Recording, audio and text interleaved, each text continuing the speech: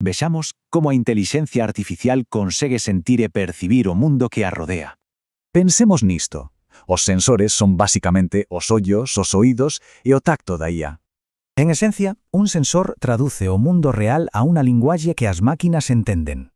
E isto é clave. Os sensores conectan a IA coa contorna, permitíndolle interactuar en tempo real. Entón, como ven as máquinas, pois non usan só un tipo de sensor, nin moito menos. Usan cámaras infravermellos para calor e ata láseres, como o LIDAR, para crear unha imaxe do contorno. Así é como un coche autónomo pode detectar a unha persoa que vai cruzar a estrada.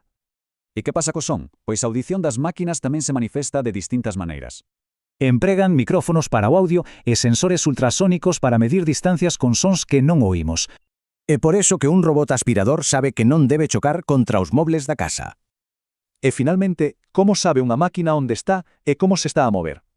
Pois combina acelerómetros para a velocidade, xiroscopios para a orientación e, claro, o GPS. Un exemplo do día a día, a pantalla do móvil, que xira soa grazas a estes sensores. Pero ollo, recompilar os datos é só o principio, o realmente importante ven despois. Aquí está a diferencia. A detección recolle datos en bruto, a percepción dálles un significado. O sensor en sí non sabe o que está a ver, só garda números, datos de cores. Poñamos un exemplo. A cámara capta os píxeles, a IA analízaos e conclúe. Esos son unhas tesouras. E por que importa tanto esta diferenza entre unha cousa e a outra?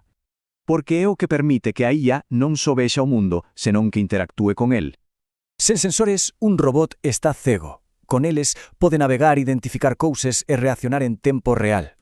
En resumo, a detección achega os sentidos, a percepción o entendemento. Un non funciona sen o outro. E isto lévanos a unha última pregunta. Se as máquinas xa perciben o mundo, que será o seguinte que aprendan a sentir?